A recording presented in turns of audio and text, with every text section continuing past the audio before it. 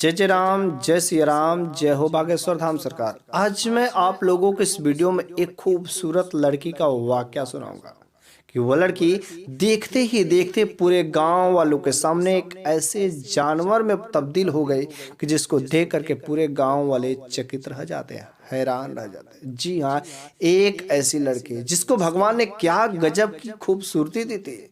भगवान ने उसको वास्तव में अलग से ही बनाया होगा, उसको बहुत ही स्पेशल समय दिया होगा, तब क्या गजब कितना खूबसूरती दिया था।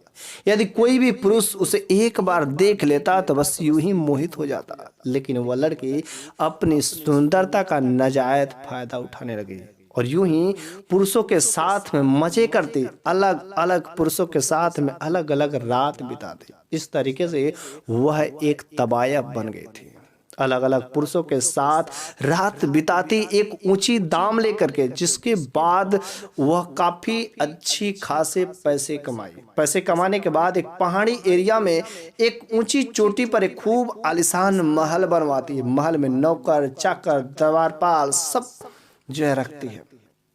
अब तो यूं ही उस एरिया में पूरा उसका चर्चा था कि वह उस महल में जो महिला रहती है वह एक तबायब है, लेकिन वह तबायब बहुत ही सुंदर है।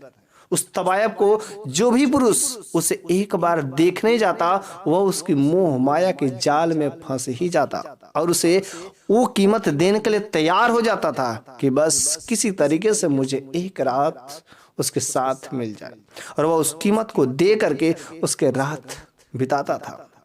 और ऐसे ही धीरे धीरे यह चर्चा सुर्खियों में चढ़ गया। अब वहां के जो ऊंचे ऊंचे व्यापारी थे, धनी धनी लोग थे, वह भी लोग सोचते कि काश मैं भी उस खूबसूरत लड़की को, खूबसूरत तबायब को देखता। लेकिन जो भी धनी इंसान उसे देखने ही जाता यूं ही उसके जाल में फंस जाता और वह ऊंची कीमत देने के लिए तैयार हो जाता था ताकि मैं बस उसके साथ एक रात गुजार लूं। और वह तबायब हर पुरुष के साथ में एक रात गुजारती थी और उसके बदले में ऊंची कीमत लिया करती थी, जिससे वह दिन पर दिन जो बहुत अधिक जो है धनी होती गई। लेकिन तबायब तो तबायब ही होती है। एक बार की हमेशा उसमें घटना होती थी कि जो भी पुरुष उसमें जाता था वह दोबारा उस महल से वापस नहीं लौटता था। जाता तो जरूर था, वह महिला दारू पीने की बहुत ही शौकीन थी। कोई भी जाता उसे महंगे महंगे ब्रांड के दारू बियर लेके जाते थे, पीती थी, पिलाती थी और उसके बाद में उसके साथ गलत गलत काम किया करती थी। लेकिन जो भी पुरुष उस महल में जाता उस महल से दोबारा वापस नहीं लौटता। इस तरीके से देखा जाए तो शहर के जितने भी अमीर जो पुरुष थे धीरे धीरे गायब होने लगे। उनकी पत्नियां बड़े ही हैरान हो गई, आखिर मेरा पति कल से ही गायब क्यों है। ऐसे करते करते जितने भी अमीर पति थे लगभग उस एरिया के गायब होने लगे, क्योंकि वह पुरुष लोग जाते तो थे महल में लेकिन उस महल से दोबारा वापस नहीं आते थे। इसका रहस्य शायद किसी को नहीं पता था, लेकिन किसी महिला का इतना हिम्मत नहीं हो पाता था कि उस तबायब से जा करके पूछे कि आखिर मेरा यहाँ पर पति आया था क्या। उसकी हिम्मत नहीं होती थी। इस वजह से सभी महिलाएं बड़ी अचंभित में हो गई, आखिर मेरे पतियों का क्या हो गया, मेरे पति अचानक गायब क्यों हो गए। किसी का पति 2 रात से तो किसी का पति 3 रात से, किसी का पति 1 हफ्ता से गायब है। आखिर ये पति लोग गए कहाँ, सारे के सारे पुरुष लोग गए कहाँ। पत्नियां बेचारी, बच्चे सभी अपने पापा मम्मी तक, कोई अपने पति को ढूंढता, बस यूं ही ढूंढता रह जाता, लेकिन किसी को पता नहीं चलता। किसी महिला ने देखा था, किसी खास अमीर इंसान को पहचान लिया। उसने कहा कि हाँ, मैंने आपके पति को देखा था इस महल में जाते हुए, लेकिन इस महल से आते हुए नहीं देखा था, और मैंने इस महल से दोबारा किसी भी पुरुष को वापस आते हुए नहीं देखता हूँ। बस उसके बाद से उन महिलाओं को पूरा शक हो गया कि शायद मेरे पतियों को इसी तबायब अपने अपने घर में रखे हो गए। इस वजह से उसको छुड़ाने के लिए कुछ विचार करने लगे, आखिर करे तो करे क्या, वो लोग क्या करें। किसी ने बताया कि एक साधु बाबा एक जंगल में आए हुए हैं, बहुत ही तपस्या करते हैं, भगवान के बहुत बड़े भक्त हैं। यदि हम सभी लोग यदि उन साधु बाबा के पास चले तो शायद वह इसका निदान जरूर बता सकते हैं, वह इसका सॉल्यूशन जरूर ही देंगे। बस यूं ही हुआ का सभी महिलाएं ग्रुप बना करके जंगल में चली गई साधु बाबा से मिलने। लेकिन जिस समय वे सभी महिलाएं पहुंची उस समय साधु बाबा तपस्या में लीन थे। शाम का समय हुआ, साधु बाबा अपने पूजा ध्यान से जब उठे तो देखा कि मेरे कुटिया के बाहर कुछ महिलाएं बैठी हुई है जो मेरा इंतजार कर रही है। साधु बाबा ने कहा, मेरे को पता है, मैं सब जान गया हूं कि आप लोग यहाँ पर क्यों आए हैं। आपके पति कुछ दिन गायब हो गए, इस वजह से आए हैं।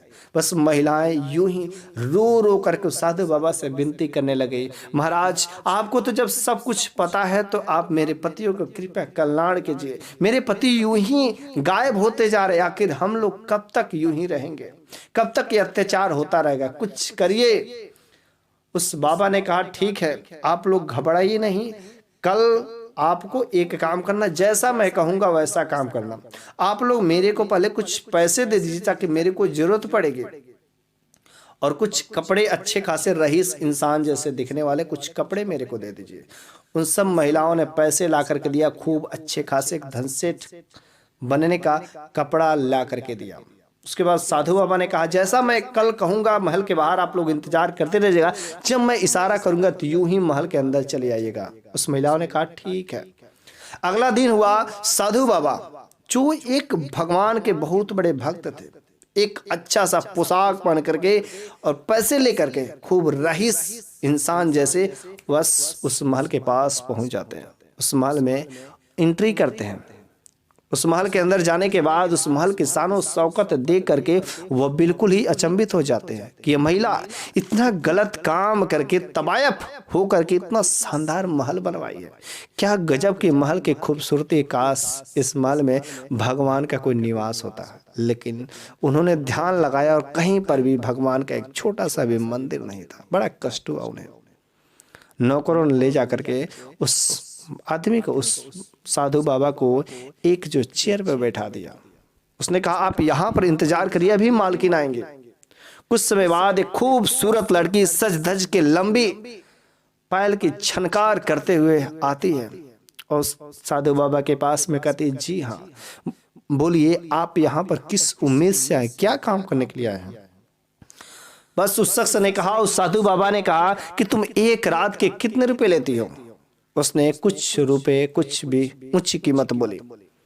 उस साधु बाबा ने कहा, तुम जितना भी मांगती हो मैं उससे 2 गुना 3 गुना मैं रकम देने के लिए तैयार हूं, लेकिन एक शर्त है, क्या तुम उस शर्त को मानोगी। उस तवायफ ने कहा, जी हाँ, यदि आप उतना रकम देने के लिए तैयार है तो मैं आपका शर्त मानने के लिए तैयार हूं। साधु बाबा ने कहा, जिससे भी तुम हमेशा अलग अलग पुरुषों के साथ ऐश करती हो और सब काम करती हो, लेकिन तुम उनको अपने इशारे पर नचाती हो, लेकिन मैं ऊंची रकम दूंगा लेकिन तुमको मेरे इशारे पर काम करना होगा, मैं जो कहूंगा वह उस काम को करना होगा। उस तवायफ ने कहा, क्या मेरे इस महल के बारे में आप सब कुछ जानते हैं। बाबा ने कहा, यूं ही मैं सब कुछ जानता हूं, तुमको मेरे पीछे पीछे चलना पड़ेगा। उसने कहा, ठीक है कोई बात नहीं है। उसने कहा, लग रहा है आप कुछ बहुत ही पहुंचे हुए इंसान हैं जिसको शायद आपको कुछ आभास है। उसने कहा, जो समझो सब प्रभु की महिमा है। वह साधु बाबा आगे आगे चलने लगे और वह महिला तवायफ पीछे पीछे चलने लगे। बस उसका रूम पास में ही था। उसने कहा, आप आगे कहाँ जा रहे हैं, हम लोगों का तो रूम यहाँ पर है, जिस रात बिताने के लिए आप यहाँ पर आए, इस रूम का जो हमारा सुख शयन सब कुछ प्रेम करने वाला रूम है, यही रूम है, आप वहां पर कहाँ जा रहे हैं। उस बाबा ने कहा, मुझे उस रूम में जाने की कोई जरूरत नहीं है, मैं ऊपर वाले उस रूम में जाना चाहता हूं जिस रूम को तुम हमेशा बंद किए रखते हो। उस महिला ने कहा, नहीं आप उस रूम में नहीं जा सकते, वहां पर नहीं जाना है आपको। बाबा ने कहा, सोच लो, मैंने तुमको ऊंची रकम दी है और मैं जहां पर जाऊंगा तुमको वहां पर जाना पड़ेगा। महिला मजबूर हो गई और वह तवायफ उस साधु बाबा के साथ में ऊपर महल में जाती है, लेकिन दरवाजा बंद था। बाबा ने कहा कि तुम इसका दरवाजा खोलो। उसने कहा कि जब आप सब कुछ जानने वाले ही हैं तो आप इसका दरवाजा भी खोल लीजिए, लेकिन मैं नहीं खोलने वाले हूँ। बाबा ने यूं ही एक हाथ रखा और उसने सख्ती से यूं ही दरवाजा खुल गया, लेकिन वह रूम पूरा का पूरा खाली था, कुछ नहीं था। उस तवायफ ने कहा, देखा आप यहाँ पर आए थे कुछ ढूंढने के लिए, लेकिन यहाँ पर आप तो कुछ नहीं मिला, देखिए पूरा का पूरा कमरा खाली है। उसने कहा, हाँ कमरा खाली है, लेकिन तुम दारू पीने की, शराब पीने की बहुत आदी हो, इस वजह से मैं तुम्हारे लिए कुछ खास एक दारू भी लाया जिसको पी करके मस्त हो जाओगे। साधु बाबा ने पहले से ही जड़ी बूटी का मिला करके एक ऐसा नशा वाला घोल तैयार किया था जिसको पीने के बाद दारू की ही जैसे पूरा नशा देगा, क्योंकि साधु बाबा सब कुछ के ज्ञाता थे। उसने कहा ठीक है, चलो तुम जो है गिलास लाओ और मैं तुमको पैक बना करके देता हूँ। उसने नौकरानी को ऑर्डर किया कि जाओ तुम 2 गिलास लाओ। साधु बाबा ने कहा 2 गिलास किस लिए? उसने कहा हम भी पिएंगे और आप भी पिएंगे। उसने कहा नहीं, मैं नहीं पीता, क्योंकि मैं एक भगवान का भक्त हूँ, मैं दारू नहीं पीऊंगा। उसने कहा तो कैसी बात, हमारे साथ जितने भी पुरुष आते हैं हम भी पीते हैं, वे भी पीते हैं, और ऐसे आपको भी पीना पड़ेगा। बाबा ने कहा नहीं, मैं नहीं पीऊंगा, चूंकि मैं जो कहूंगा वो तुमको करना पड़ेगा, क्योंकि मैंने तुमको एक ऊंची रकम दी है। बस उसने नौकरानी से एक ही गिलास मंगाए। साधु बाबा ने उस घोल को दिया और यूं ही वह तबाया पी करके नशे में चूर हो गए। नशे में बोलने लगे, साधु बाबा को ले जा करके खींच करके अपने रूम में ले जाने लगे कि चल मेरे साथ गुनाह कर जो बाकी सारे पुरुष किया करते हैं। साधु बाबा ने झटकार करके हाथ उससे छुड़ा लिया, कहा कि तुम मेरे को वो सभी पुरुषों जैसे मत समझो, मैं वो नहीं हूँ जो तुम समझ रही हो। मैं वो सब काम करने के लिए नहीं आया हूँ, मैं जो काम करने के लिए आया हूँ मेरे को उस काम को करने दो। उसने कहा कि मैं दरवाजा खिड़की खोलना चाहता हूँ।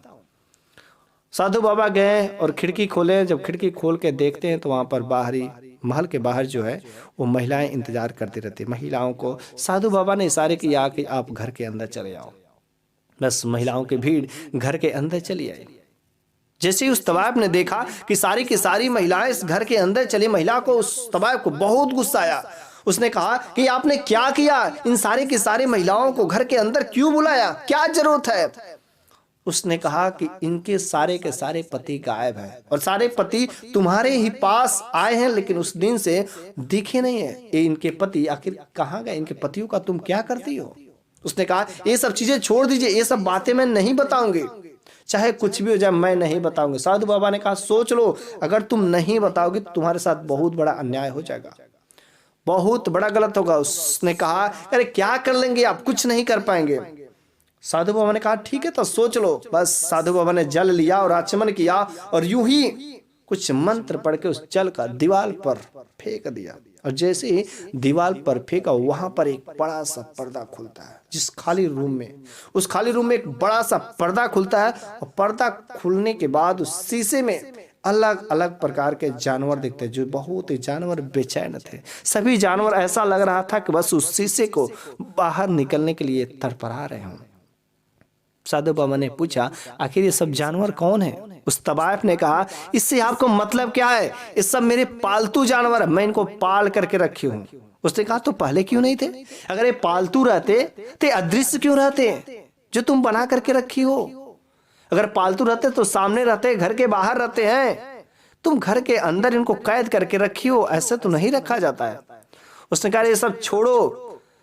साधु बाबा कहते हैं उन पूरे गांव वालों की महिला के सामने साधु बाबा ने कहा कि मेरे को पता है कि तुम काला जादू सीखी हो और इनके पति आते हैं ना, तुम इनको पतियों को दारू पिलाती हो, शराब पिलाती हो, इनके साथ गुनाह करती हो। गुनाह करने के बाद यूं ही नशे में इनके ऊपर काला जादू करके अलग अलग जानवर बना करके ऐसे यूं ही कैद करके रख देती हो।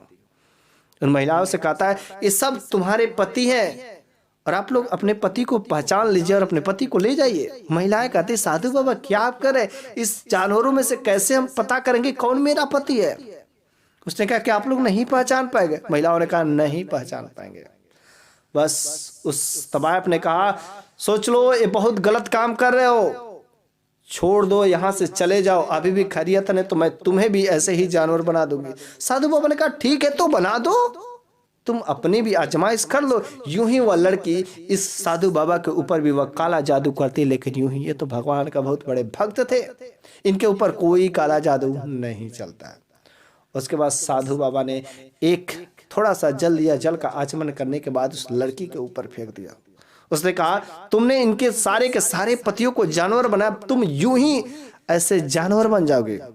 उस तबायफ ने कहा तुम मेरे को जानवर बनाओगे? अरे मेरे ऊपर कुछ नहीं चलने वाला, बहुत सारे लोग आए और गए, यूं ही मेरे जाल में फंस जाते थे, और ये कौन सी चीज है? लेकिन उस तबायफ को आभास होता है कि मेरा शरीर में खुलबुली हो रही है, मेरे शरीर में अचानक मचलाहट हो रही है, और धीरे धीरे उसका शरीर कुछ अजीब जानवर में परिवर्तित हो रहा है। देखते ही देखते उस तबायफ का शरीर एक अचानक उस पूरे गांव वाले, उस पूरे औरतों के सामने एक अजीब जानवर में बदल जाती है, जिसका मुख जो है उस लड़की का ही रहता है, लेकिन पूरा शरीर जानवर का हो जाता है, जिसको देख करके बिल्कुल ही वह औरतें अचंभित हो जाती है। उसके बाद साधु बाबा ने फिर से यूं ही जल का आचमन करने के बाद उस कांच के ऊपर फेंक देता है, और सारे का सारे कांच फूट जाते हैं। उसमें से सारे जानवर बाहर निकलने के बाद एक अपने अपने इंसानी रूप में आ जाते हैं। सारी की सारी महिलाएं अपने पतियों को पहचान लेते हैं और अपने पति से गले लग जाती हैं, और सारे के सारे पति अपने पत्नियों के आगे माफी मांगते हैं कि मुझसे बहुत बड़ी गलती हुई कि मैं अपने पत्नी को छोड़ करके किसी दूसरी महिला के चक्कर में पड़ा, मुझसे बहुत बड़ी गलती हो गई। साधु बाबा से भी माफी मांगे सारे के सारे पतियों ने कि मुझसे बहुत बड़ी गलती हो गई, मैं आइंदा ये सब काम कभी नहीं करूंगा। इधर जब वो तबायफ नरपशु बन गई तो तबायफ गिड़गिड़ाने लगे, कहा बाबा मेरे को माफ कर दो, मुझसे बहुत बड़ी गलती हो गई, मैंने इन इंसानों के साथ में, इन औरतों के साथ में बहुत बड़ी गलती की, मैंने इनके पतियों को जानवर बना के रखा, बाबा मेरे को ऐसा काम मत करो। उसने कहा नहीं, अब तुम जीवन भर जानवर बने रहो, मैं तुम्हें मुक्त नहीं करने वाला। वह गिड़गिड़ाने लगती है, लेकिन वहीं पर महिलाएं भी खड़ी रहती है। महिलाओं को दया आ जाती है, कहती कि बाबा इसको माफ कर दीजिए, इसको फिर से इंसानी रूप दे दीजिए। बाबा ने कहा कि ठीक है, मैं तुम्हें इंसानी रूप एक शर्त पर दूंगा कि अगर तुम इंसानी रूप में होकर के जो तबायफ का काम करते, जो अलग अलग मर्दों के साथ रात बिताती हो, इस सारा का सारा काम छोड़ करके भगवान के भक्ति में लग जाओगी, ये तुम्हारा पूरा महल जो एक मंदिर में तब्दील हो जाएगा, तो मैं तुम्हें फिर से इंसानी रूप में बना दूंगा। उस तबायफ ने कहा ठीक है बाबा, आप जैसा कहेंगे, जो कहेंगे मैं सब वही करूंगी, आज से मैं ये सब काम गलत कोई काम नहीं करूंगी, मैं कसम खाती, मैं प्रॉमिस करती हूँ। बस साधु बाबा ने इसको फिर से उस सुंदर महिला को, सुंदर तबायफ को फिर से स्त्री का रूप, सुंदर आदमी का रूप दे देती है। जैसे वह फिर से अपना शरीर पाती है, बहुत ही खुश होती है, और साधु बाबा को कोटि कोटि धन्यवाद करती है और उनके चरणों में गिर करके माफी मांगती, कहती है कि बाबा मुझसे बहुत बड़ी गलती हो गई, मुझे माफ कर दीजिए, आज से मैं कोई गुनाह नहीं करूंगी, किसी के साथ कोई गलत काम नहीं करूंगी, गैर मर्दों के साथ में कभी कोई संबंध नहीं रखूंगी, मुझसे बहुत बड़ी गलती हो गई, मुझे माफ कर दीजिए। उसके बाद उस तबायफ का महल जो है एक अच्छा खूबसूरत भगवान के मंदिर में तब्दील हो जाता है, और वो महिला उस मंदिर का बहुत बड़ी भक्त बन जाती है और भगवान के चरणों में सेवा करती है। रोज भगवान से एक ही प्रार्थना करती है कि भगवान मैंने जितने सारे गुनाह किए हैं सब गुनाह को माफ कर दे। और यूं ही उसका समय धीरे धीरे कटता रह गया, क्योंकि तबायफ थी, लेकिन वह एक बहुत बड़ी भगवान की भक्त बन गई। जय जय राम, जय सिया राम। यदि आपको कहानी अच्छी लगी हो तो कमेंट बॉक्स में आप रिप्लाई जरूर दीजिएगा।